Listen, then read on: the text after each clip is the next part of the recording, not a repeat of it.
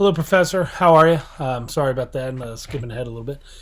So today we're going to be talking about flight scenario 4. This one's a little bit longer, so we're just going to jump right into it. The scenario is after a previous flight, we had a rough running engine, and that made us decide we're going to take a refresher course on our one engine and operative skills. So we're going to go over our knowledge of V-speeds, VMC, factors that affect VMC, and we're going to talk about the drill.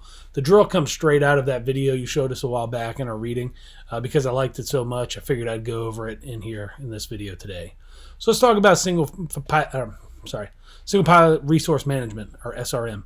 First off, we're going to talk about risk management, some of the risks associated with practicing one engine and operative, maneuvers, VMC roles, things like that.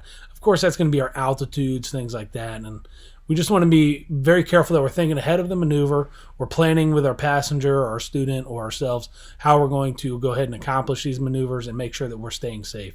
We're going to be paying attention to things like controlled flight into terrain, make sure we're not too low, or make sure we're not in mountainous areas, in case we do have an actual one engine and operative situation where maybe we're just practicing it, but one of our engines really does fail. Well, how are we going to land? Are we going to be at a place to land? Does our airplane climb in that one engine and operative situation? As we know, light twin engine airplanes are not required to climb. They're just required to tell you what their best rate of descent is, essentially, with that one engine and operative. And then task management. So we're taking a refresher course. That's probably because we need it, I would assume, after having that rough running engine. So maybe we forgot some of the things in the drill, and we need to re-ingrain those into our memory. So that task management is important because I'm sure, as you probably know from previous experiences, maybe one engine inoperative or a GPS failure, could be any emergency. You know, task management picks up very quickly. So when you start doing things like pulling back an engine on purpose in a multi-engine airplane, task management is something that you're going to have to focus on, pay attention to, so you don't, again, create an undue emergency while trying to practice drills. First, let's talk about those V-speeds we mentioned. These came right out of the Airplane Flying Handbook. I figured they were worded in there just as good as they would ever be, so might as well use them here. But I'm going to give you a little bit of a brief rundown about what these V-speeds are. First off, you have your VR, your rotation speed, and that's when you're going to, start to apply back pressure, and that front wheel is going to come up off the runway during your takeoff roll. And that's where you set your takeoff pitch attitude. VLOF, that's your liftoff speed. Most manufacturers that I've seen don't use VLOF, but maybe you have different experience than I do, and maybe you've seen a lot of VLOF. But that's your liftoff speed. Most airplanes just do performance data to VR, but like I said, that's just in my experience. VX is that best angle of climb, so we're trying to get up in the air as fast as we can over the shortest amount of distance possible. VXSE is that best angle of climb with one engine inoperative, or VX single engine.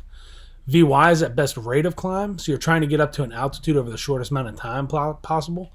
So that's going to give you that best rate. VYSE, again, is that best rate of climb, but with a single engine. Now, where this differs a little bit is a light twin engine airplane isn't required to have a positive VYSE. VYSE could, in fact, be a negative number, so a sink rate. So as you see right here, VYSE is just what yields the minimum rate of sink. But that's airplane dependent. Some actually will climb, as we learned. VSSE is that safe, intentional, one engine inoperative speed. So when you're doing this intentional, like we're going to be doing today, you want to be at least at that VSSE, and that's that airspeed for single engine inoperative. And then VREF is referencing the landing speed. So that's going to be at 1.3 times VSO, or stall speed in the landing configuration. So let's talk about VMC, right? So this is the big one that we've been talking about throughout multi-ground school and our multi-training here. And that is the minimum control speed with the critical engine inoperative.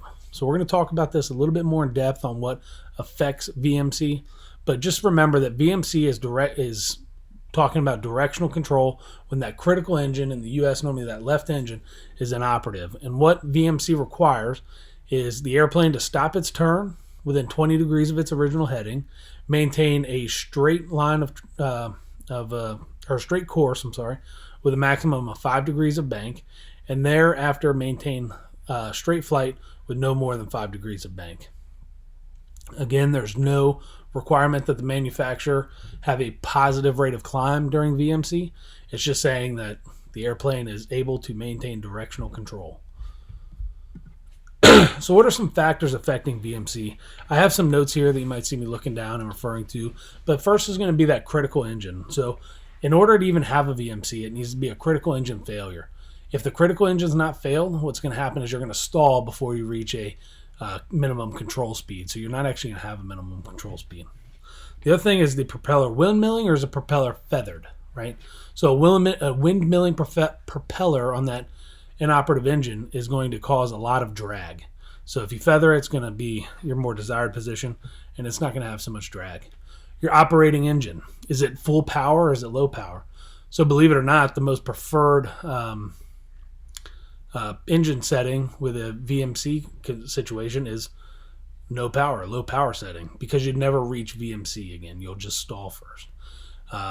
But obviously, that's not always your best option, so that's not what we're going to normally do. Where's your CG located? So an aft CG is actually the least desirable of the centers of gravity. And that's because the more rearward your center of gravity, the less authority your rudder has, because the arm, or the distance between your center of gravity and the tip of your rudder, is shorter when the CG is moved to the aft. If the CG is moved to the front of the airplane and the tip of your rudder is out here, it's got that longer arm, which means the airplane travels around a longer distance, creating more rudder authority. Then you have weight. So weight is a factor because the more weight you have in the airplane, the more force is applied when you're in that 5 degree of bank. So actually the more weight, the lower the VMC, because that bank is going to be more effective, which would honestly probably help you out better if I were able to draw it from you. But if you could imagine the vertical and the horizontal component of lift, as you add weight to that, the vertical and the horizontal component of lift is greater than if it was a less light airplane. So the greater the horizontal component of lift at 5 degrees of bank, the more effective that 5 degrees of bank is allowed to be. And then maximum 5 degrees of bank. No bank is very highly undesirable, but bank into the operating engine, or raising the dead, if you will, is actually going to give you the highest performance of your aircraft. So you want to be at that maximum bank of 5 degrees. Continuing down, landing gear. So landing gear in the extended position will lower VMC because you have that weight dangling below you. The problem is, with that landing gear lowered, you're not going to have any performance. So you're going to be full power, and you're going to notice a descent, or a faster descent, than you would if you retracted that gear. So remember, gear down actually lowers VMC, but is bad for our performance. Flaps. So flaps retracted is undesirable because those flaps create extra lift, which is going to help you prevent getting into that VMC condition. However, with the flaps extended, then you're going to find that VMC, or that the airplane, although VMC is going to be lower, the airplane is not going to be able to have enough thrust to overcome the drag of those flaps. And you're not going to be able to, again, either climb or have that lowest descent rate. ISA temperature and pressure. The higher the temperature and the higher the pressure, the more undesirable VMC is. So high temperature, high pressure, not normally as good. And then runway elevation. Sea level is normally the most undesirable. And those are all because the pressure of the air is more dense. And the more dense the pressure, the more of that asymmetric thrust you're going to get. And it's just not good. You're going to have a better performing operating engine, and it's going to create more asymmetrical thrust, things like that. And that just lowers that, or raises that VMC just a bit. And that's going to be it for the factors. Now let's talk about the drill. So the drill is trying to get the most performance out of your airplane during a VMC situation. So again, you have that one engine fail. This is what they want you to. This is what you want to remember when that one engine becomes inoperative.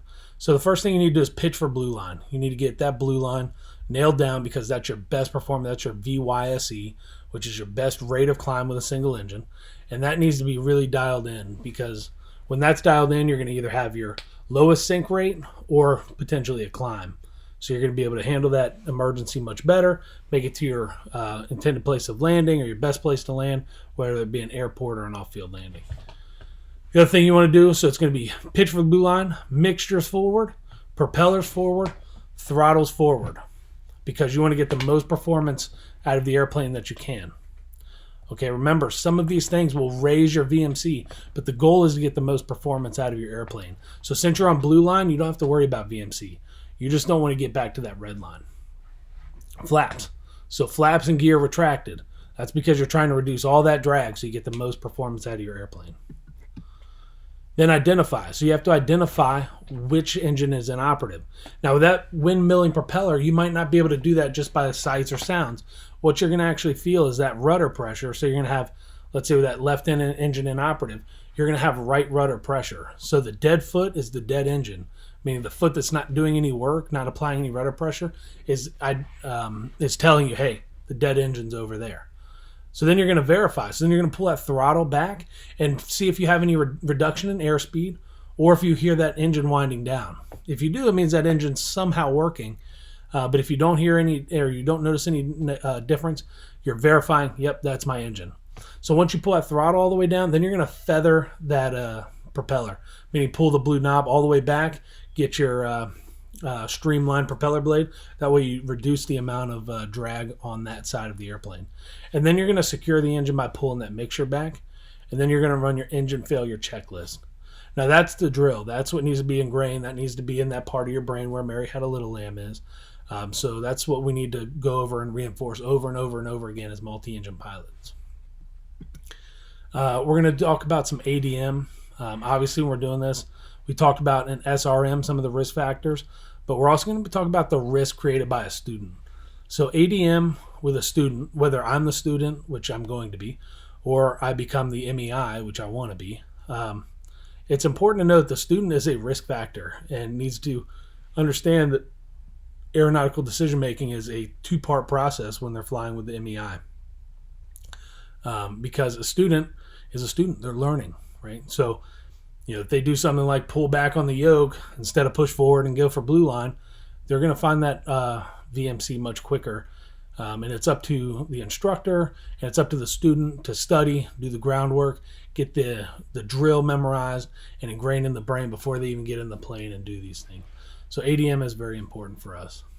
Here are some of the references that I used. I used a video, like I said, for the drill, talking about the Airplane Flying Handbook, and a thing that I found by Michael Schwartz, who's an ATP, about multi-engine aircraft operations.